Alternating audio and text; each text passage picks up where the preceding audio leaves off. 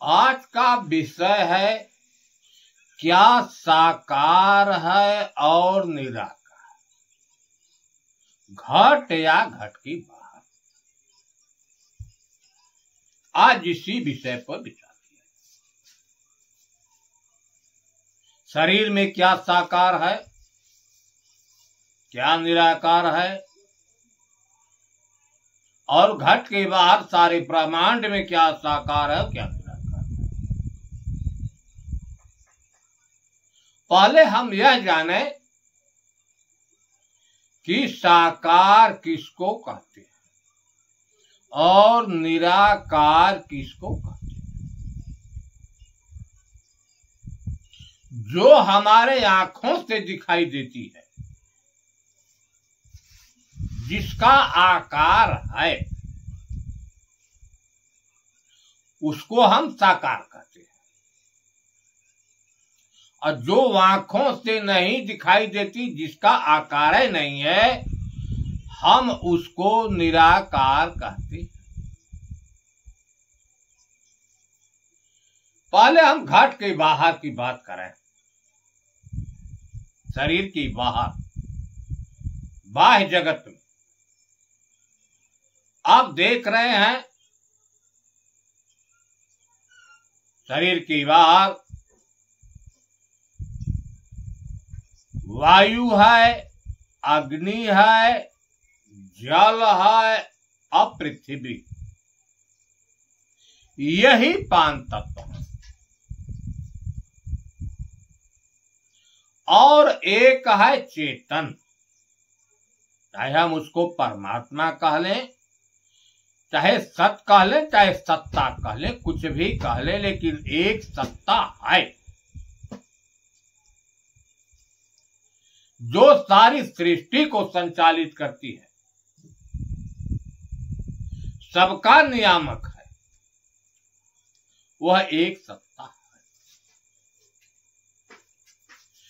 इस जगत में चांद हो, चाहे तारे हो, चाहे सूर्य हो, चाहे जो कुछ आंखों से दिखाई देता है, उसको हम आकार साकार कहते हैं। आकार में है।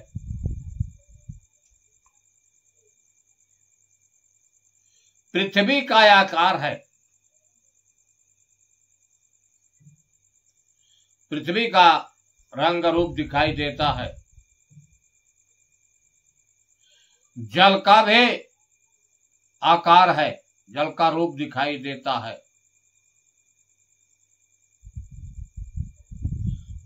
अग्नि का भी रूप दिखाई देता है, अग्नि आकार में जलने लगती है तो अरुण उसका लाल रंग दिखाई देता है। हवा है, त्वचा बता देते हैं कि हवा है, लेकिन हवा है कैसा यह नहीं बताती। आंख भी नहीं बताता कि हवा है कैसा,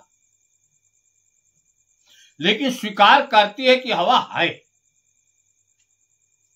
कोई आकार नहीं दिखाई देता, लेकिन हवा के लक्षण प्रदर्शित होते हैं कि हवा है।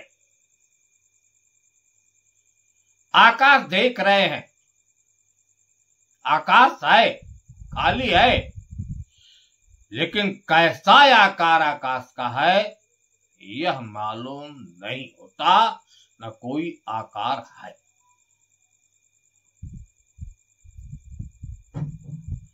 आकार में प्रकृति है, लेकिन प्रकृति के कुछ ऐसे तत्व हैं जो कि आकार में नहीं आ रहे। एक है आकाश तत्व। आकाश तत्व कोई वस्तु नहीं है, खाली स्थान को आकाश कहा जाता है, लेकिन आकाश तत्व की शरीर में अहम भूमिका है। एक है चेतन, जो सारे ब्रह्मांड का नियामक है।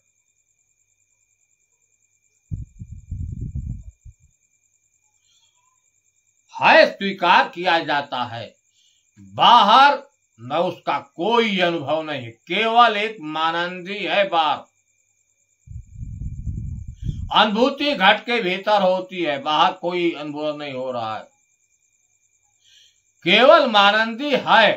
कैसे है कि जैसे शरीर के बाहर आकाश भी है, वायु भी है, अग्नि है, जल है और पृथ्वी है, तब इस शरीर में भी वायु, अग्नि, जल, पृथ्वी है। अगर बाहर नहीं होता तो भीतर नहीं होता।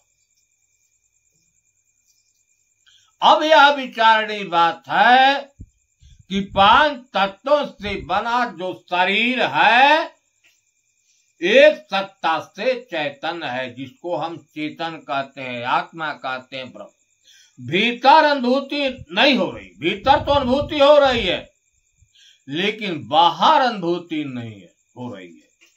अनुमान यही है कि अगर बाहर वह सत्ता न होती तो बेहतर न, अगर बाहर न होते तो तार पृथ्वी अपनी किली पर गत कर रही है, चंद्रमा गत कर रहा है, सूर्य गत कर रहा है, सारे लोग गतिमान है। उनके अंदर कौन सी सत्ता है जिसके अंदर गत करती है? एक सत्ता, एक परमात्मा तत्व की है जिससे वह गत कर। वह परमात्मा तत्व का कोई आकार नहीं है, वह है निराकार। अब आइए घट के भीतर। अब घट के भीतर की स्थिति को आप लोग अपनी आंखों से स्वयं झांकें और देखें।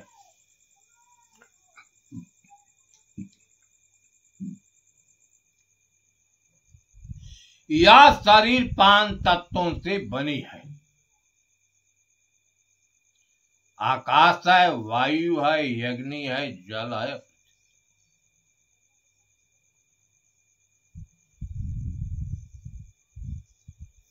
इसमें 5 ज्ञानेंद्रियां हैं, 5 कर्मेंद्रियां, इसको भी आप देख रहे हैं।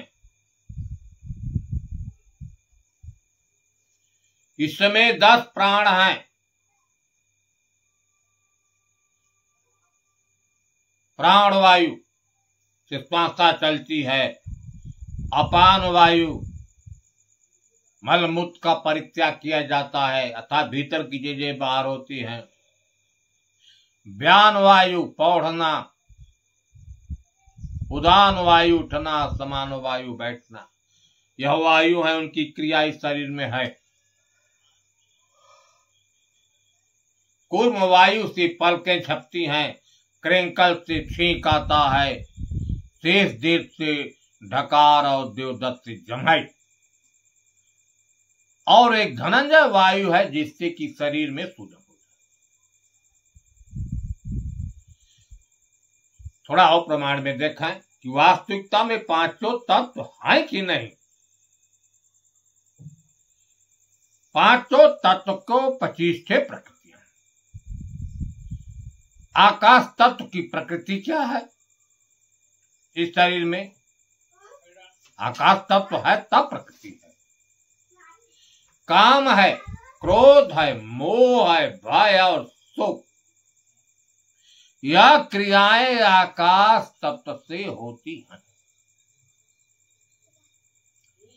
चलन है, बलन है, धावन है, पसारन, आकुंचन, यह क्रियाएं वायु तत्व से होती हैं। जब वायु तत्व रहेगा तभी यह क्रिया होगी। भूख है, प्यास है, आलस्य है, नींद और कांति, तेज, यह अग्नि तत्व से होता है। लार है, वीर है, रक्त है, मूत्र है, पसीना, यह जल तत्व की क्रिया है। हाड़ है, मांस है, त्वचा है, रोम है, नाड़ी, यह पृथ्वी तत्व से है।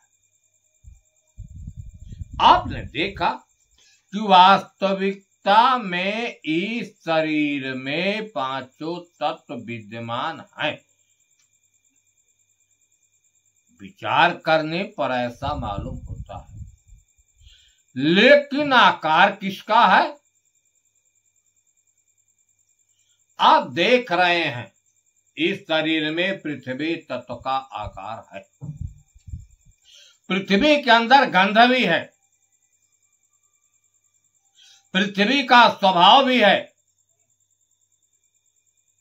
आकार में, जल तत्व भी है।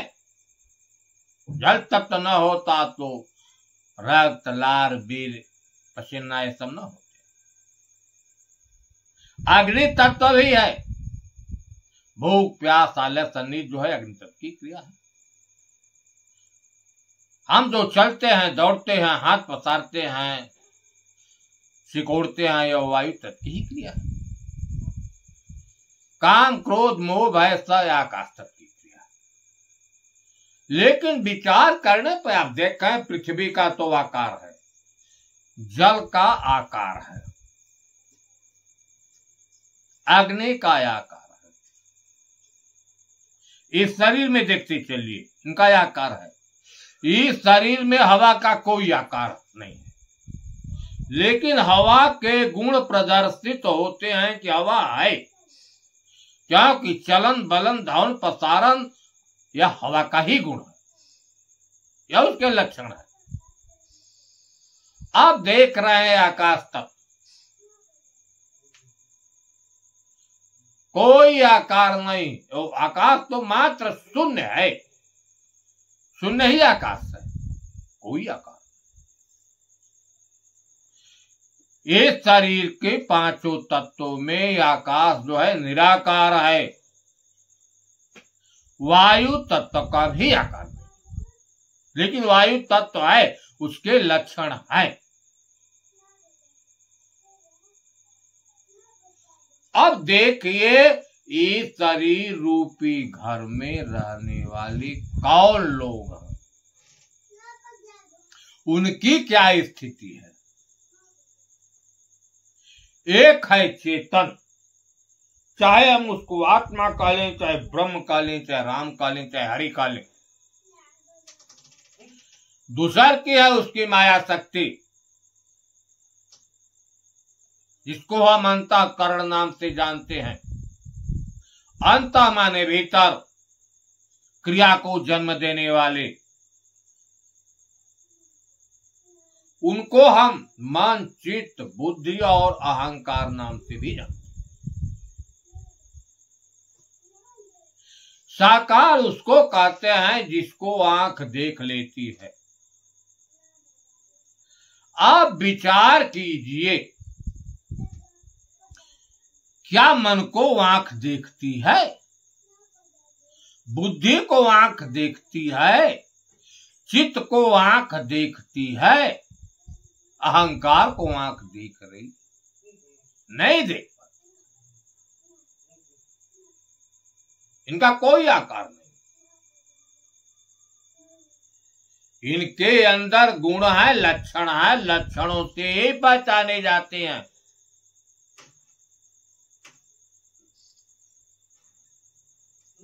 एक है चेतन, आत्मा, जिसका कोई आकार नहीं है। वेद तो कहता है नाइति नाइति नाइति नेति। अगर आकार होता तो वेद उसका वर्णन करता, लेकिन वेद मजबूर होकर कहता है कि नाइति नेति नेति। लेकिन है उसी के प्रकाश से अंतःकरण और सारा शरीर प्रकाशित होती है।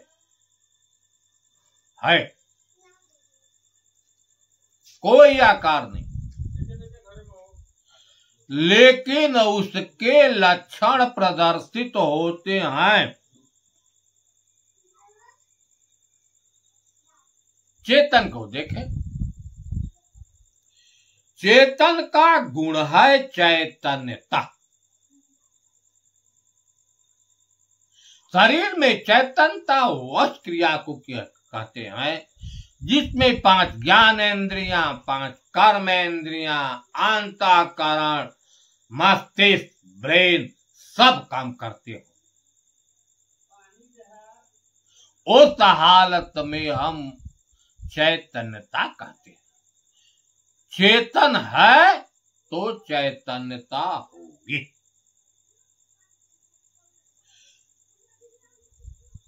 उसी को आत्म नाम से कहा गया है, जिसमें तम नहीं है, केवल प्रकाश, उसके प्रकाश से अंतःकरण और शरीर प्रकाशित होता।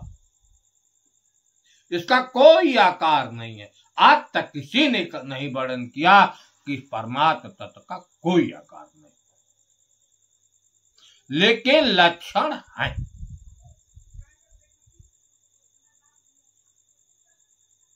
थोड़ा अंतःकरण पर हम चलते हैं। मन है, चित्त है, बुद्धि है, अहंकार है, लेकिन इसका कोई रंग ना रूप है, लेकिन उसके लक्षण हैं। लक्षणों के द्वारा हम परख लेते हैं कि यह अंतःकरण की क्रिया है। जैसे किसी चीज का निर्णय करना, यह बुद्धि तल पर है, क्योंकि ज्ञान बुद्धि तल पर है, विवेक बुद्धि तल पर है, विचार बुद्धि तल पर है। यह क्रिया बुद्धि की। कोई निर्णय लेना पड़ता है तो बुद्धि का। मन की गति क्या है?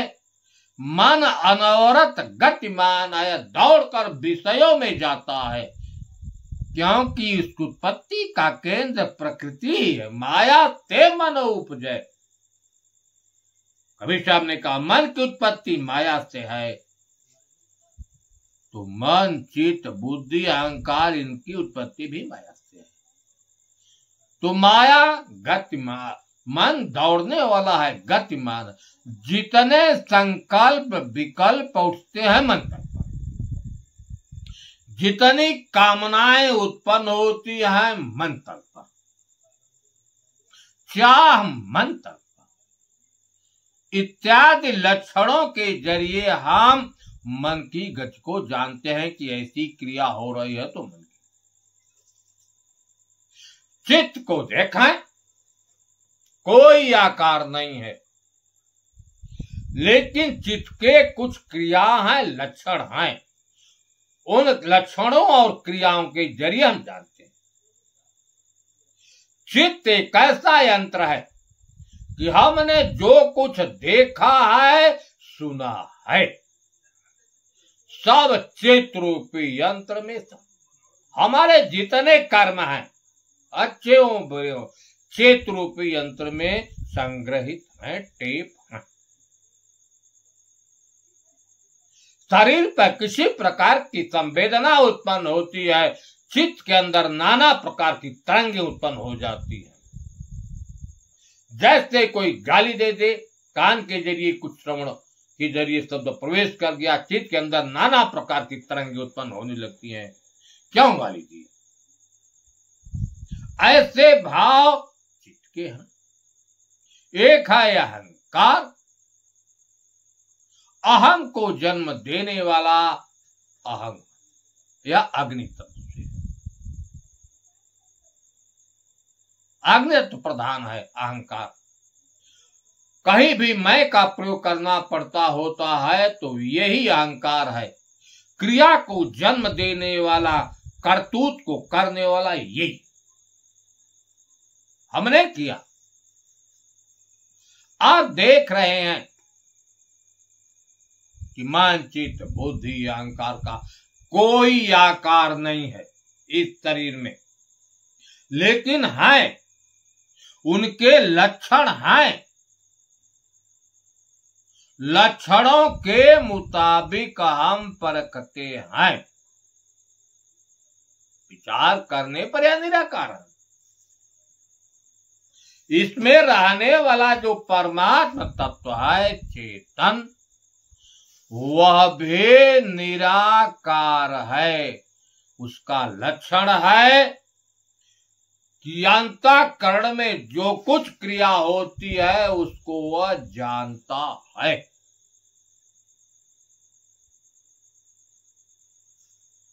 उसी की चेतना शक्ति से अंतःकरण और शरीर चेतन होता है। वह सदा एक रस रहने वाला है, उसका कभी भी अभाव नहीं होता और वह हमेशा जागृत है। लेकिन है, शरीर के नाश होने से उसका नाश नहीं होता। शरीर खराब हो गया, इस शरीर से निकलकर फिर इसी ब्रह्मांड में बिछड़ेगा कर्मों के मुताबिक।